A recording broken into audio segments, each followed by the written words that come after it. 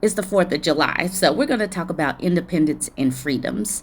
For centuries, women's choices have been limited by society's expectations, marriage, motherhood, and conformity, just boxes that we were put into. But today, women are reclaiming their power, redefining what independence really means, and proving that true freedom lies in choosing your own path.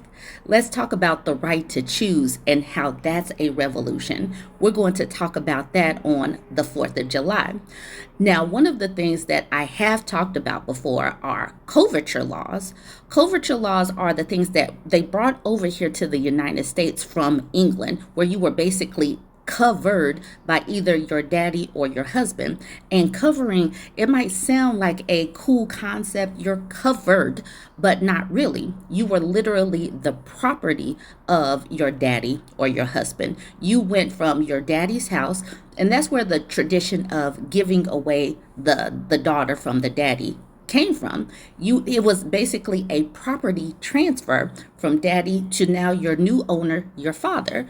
And this is one of the main reasons why I have never truly celebrated the 4th of July, because obviously I am a black woman. So July 4th, 1776, black people were not free.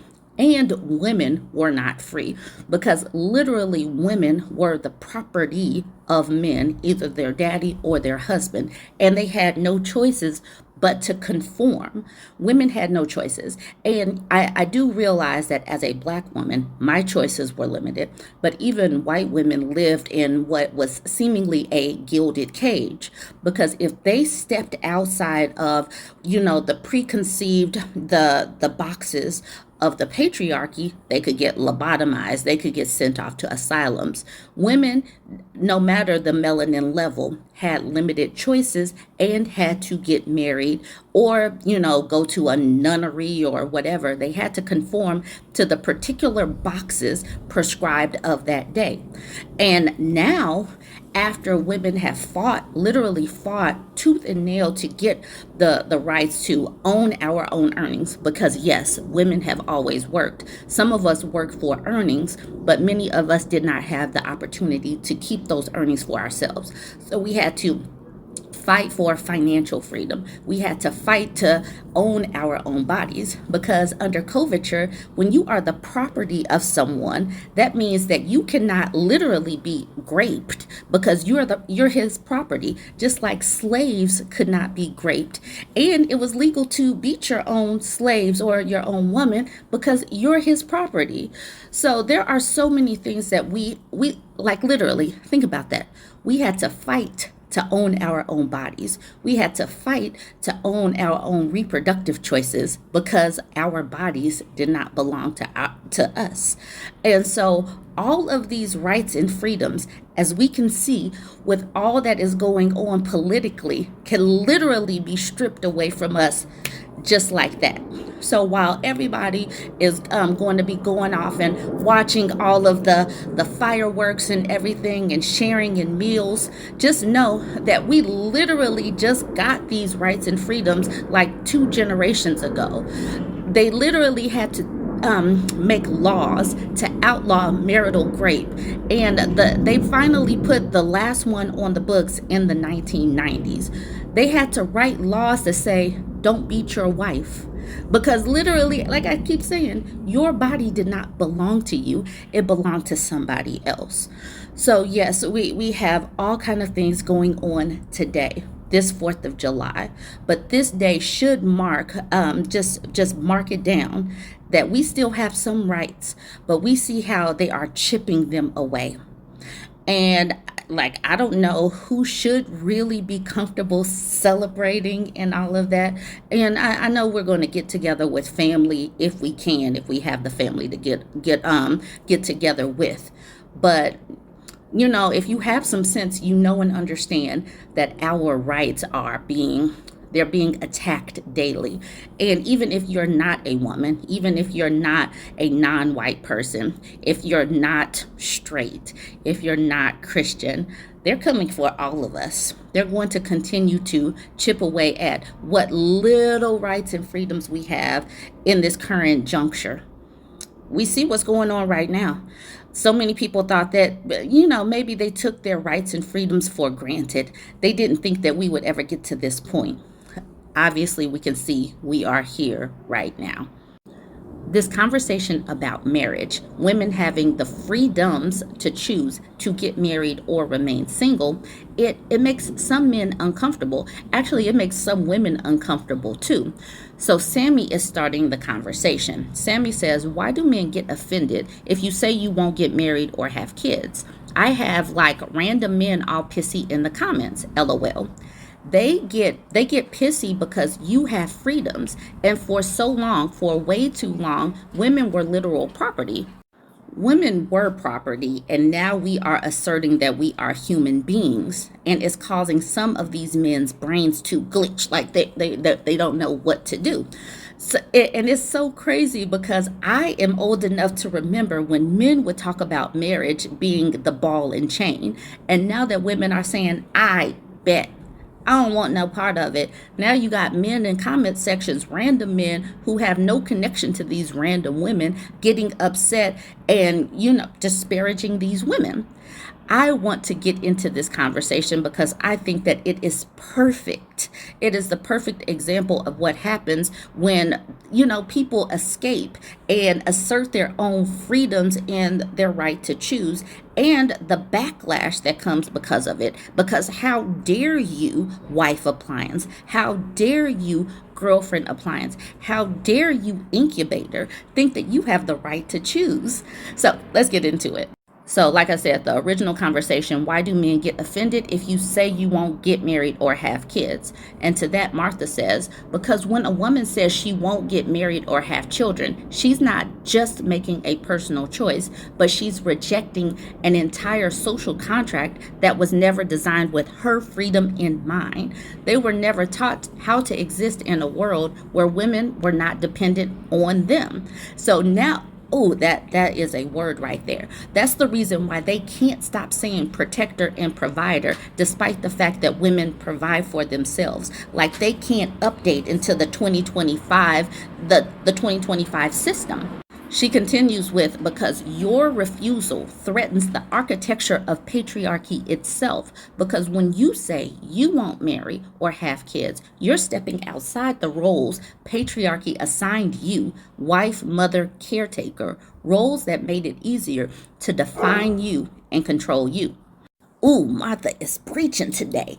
They tether women to service and sacrifice, often under the guise of love, duty, or biological destiny.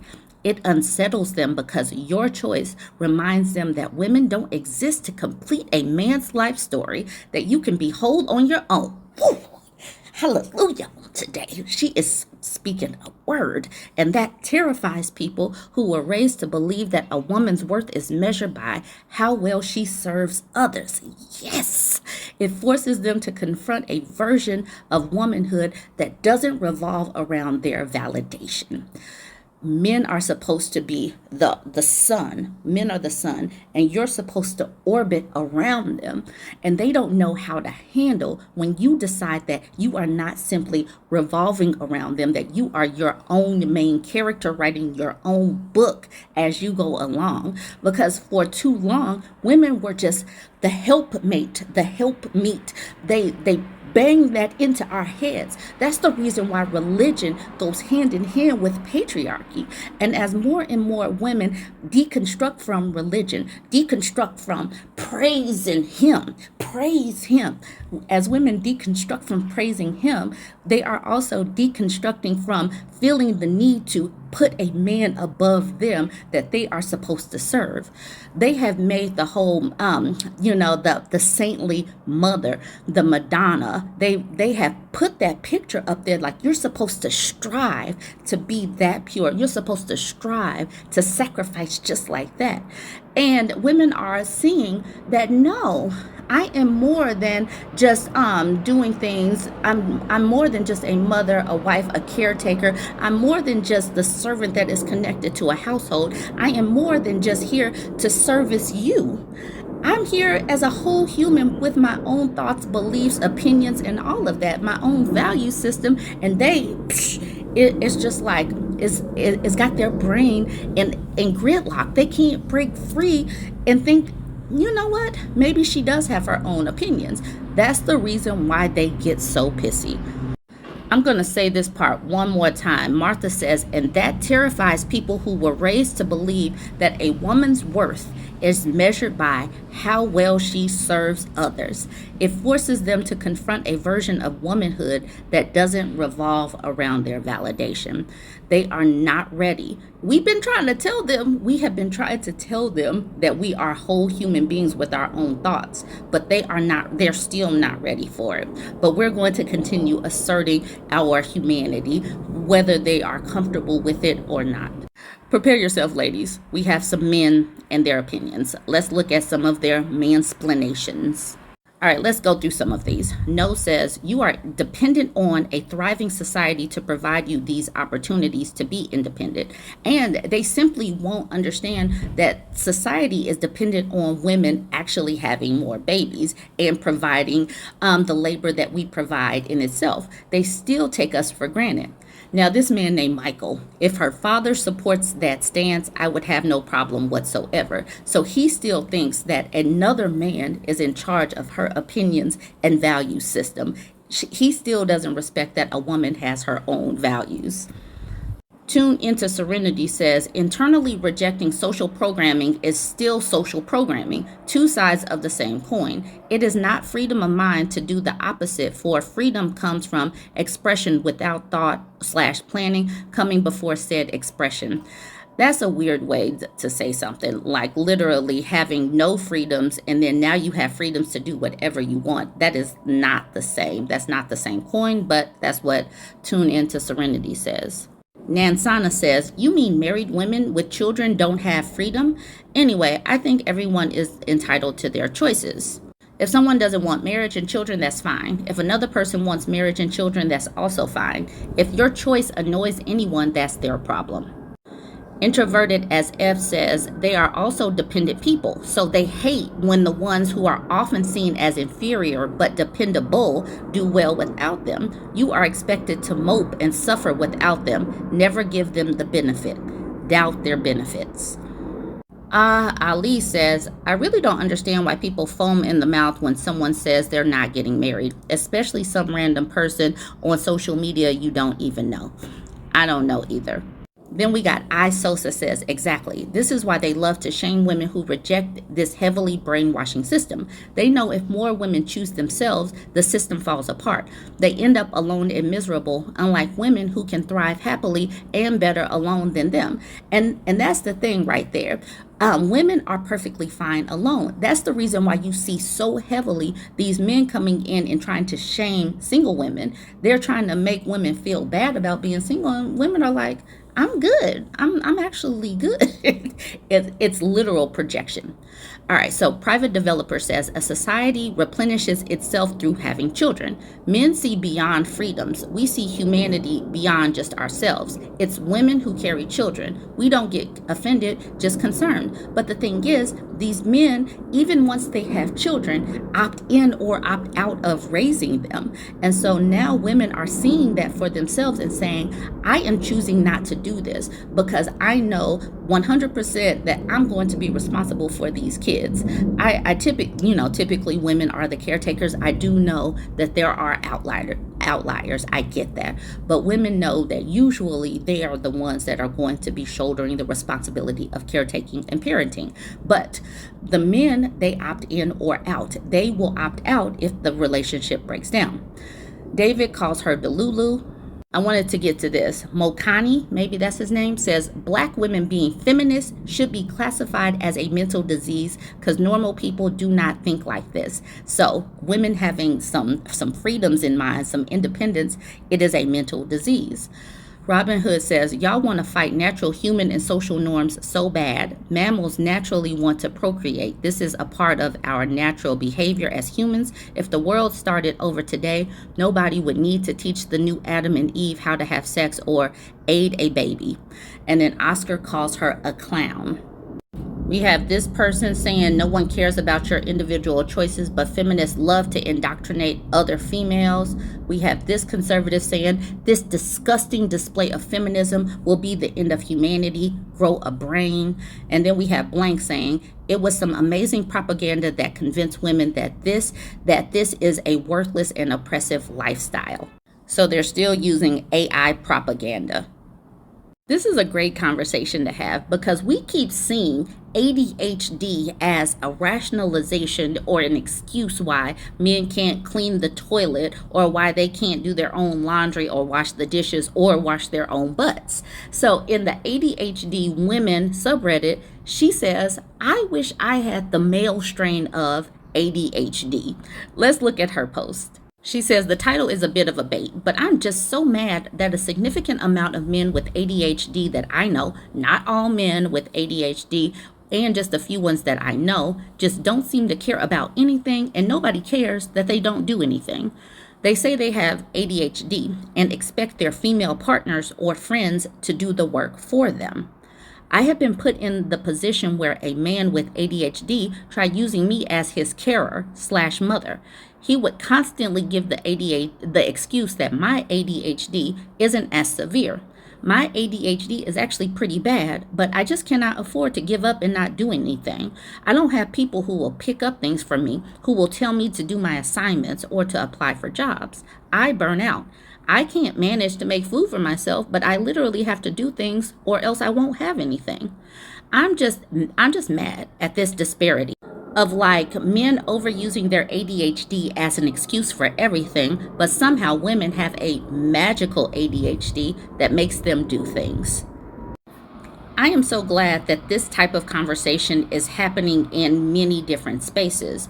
Women, like she says, female partners or friends, but even random women are supposed to kowtow to the emotions and coddle men. And women are expected to do the emotional labor. They're expected to be men's emotional support humans. We're supposed to be their unpaid therapist and want to do that because supposedly having a uterus means that you're supposed to have this strain of therapy expertise or something. And that is not true.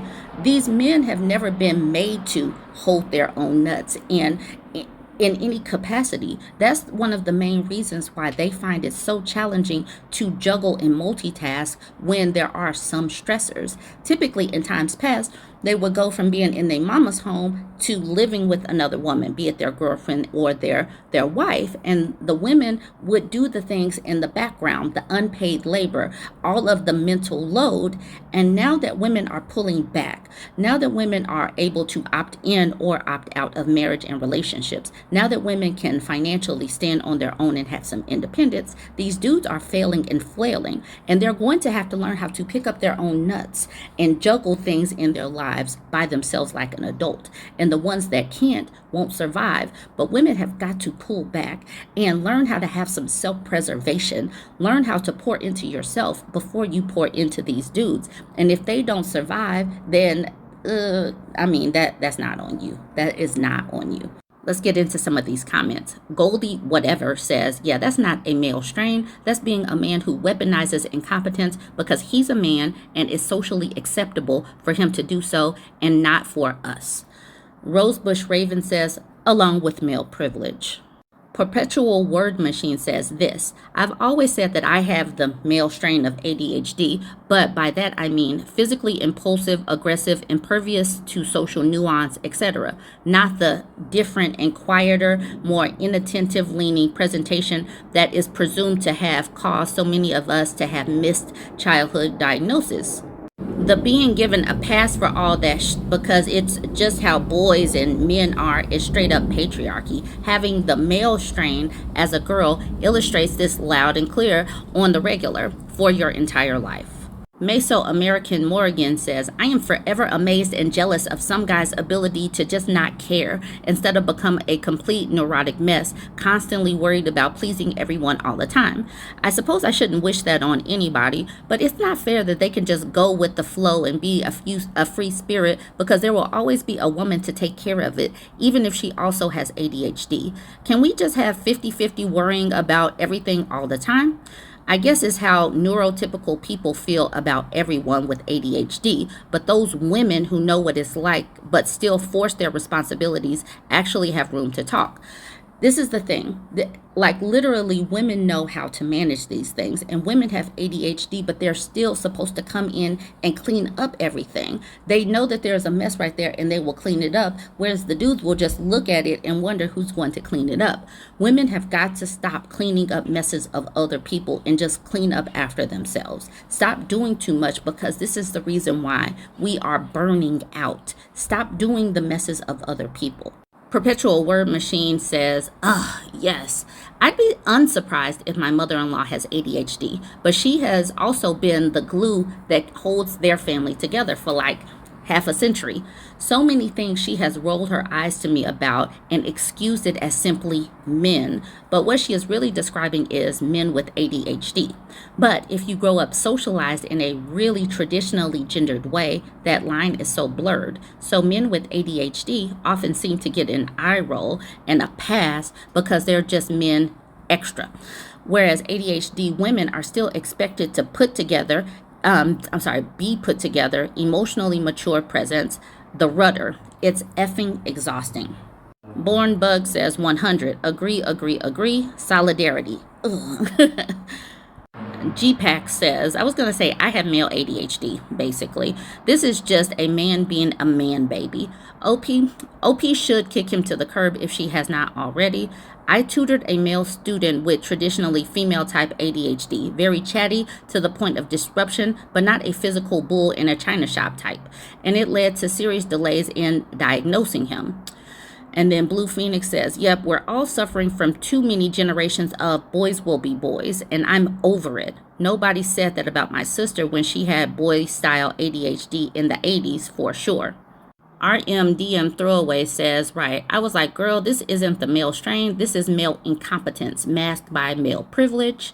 Snowwalk says, talking with my husband a few months back about the behavior of a coworker of his, and I said, oh, that's weaponized incompetence, and it blew his mind. He hadn't heard the phrase before and was like, that's exactly what it is. Not gonna be my dad says, yep, you can have ADHD and still find and use tools to help manage and be a reliable coworker and partner. Source, me. I'm middle-aged, so ADHD really hit me like a truck when perimenopause came knocking. I live with my partner and co-run a business. I am constantly forgetting things, etc. So I use a series of tools and calendar reminders to keep me on track. And if I fall behind for a couple of days, double down and utilize the hyperfocus. That's the other side of ADHD. Of the ADHD coin for some of us. It's not perfect, and I still piss off my partner regularly because most of my focus goes towards work, but I own my issues and don't pawn them off on I can't help it, poor me with ADHD. I do explain it sometimes to reassure my partner it's not because I don't give a shit, and she slowly learned to not take things so personally. But yeah, that's a man avoiding responsibility and weaponizing his incompetence. Let's call it like it is, because if we don't make them hold their own nuts by pulling away and being absent, they will never learn how to use the tools that are available for them. Off the Clock says, this has been a huge point of contention between my boyfriend and I. We both have ADHD, but somehow I'm able to magically notice mess while he can't. Every time I bring this up with him, it turns into a crying, you hate me. And then I end up apologizing to him for downplaying his ADHD. That would get annoying. I don't know how women are dealing with this. At some point, and I'm going to keep having these conversations because we do need to highlight that they are capable. They just don't want to do it. And so once we put it in our brain that we don't have to fix everything, maybe it'll stick and they will leave them to their own devices. Let me know what you think about all of this. As I talk more and more about ADHD and men with ADHD and how we're seeing excuses with men with ADHD, it makes the ladies with ADHD come into my comment section, and I'm seeing that this is more prevalent than is talked about. So I am glad that I was tagged in this. Join the conversation, like, comment, and share. I need women to stop being so nice. Being nice has gotten us nowhere. We tried being nice. We tried being soft-spoken.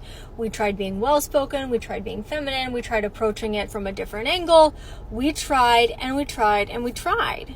And being nice has gotten us nowhere except exhausted, burnt out, and exploited. Because let me tell you something, nothing is more feared than a confident woman who doesn't take any shit from anybody. You can still be kind, but stop being nice. Stop tone policing yourself. Stop believing that you're the problem, that your tone is the problem, that your approach is the problem, that your request is the problem. None of those things are the problem. The problem is the system that was set up to make you feel that way. The problem is the system that made you believe that you could bend yourself and mold yourself to a certain way to get what you want, only for that to not work out. Now that we've tried that route and we've seen where it's gotten us, the answer isn't to stop trying. The answer is to stop being so nice. Stop being a people pleaser. Stop being a pushover. Stop making yourself small. Stop making yourself more soft-spoken. Stop working on yourself for the sole purpose of it hopefully bettering other people or bettering your outcome. Start taking up space. Start living your life with confidence. Start being unapologetic. This is the story of Eddie the elephant, and Eddie is trying to knock up Ellie. Ellie wants no part of it. Ellie is like, look, I've done my time. I spent 2 years growing this baby, and you barely take care of her. And he's like, come here, girl. I just want to holler at you real quick. I just want to holler at you. And Ellie's like, come on, baby, stay close to mommy, because he's here he comes. He's like, hey, shorty, you hear me? I just want a little taste. Just let me put it in just a little bit. Look at Eddie, just got his thing all hanging out like an F-boy, the F-boy that he is. Look at him just walking around with this thing hanging out like he ain't got no manners, all out here loose and lascivious like the F-boy elephant that he is.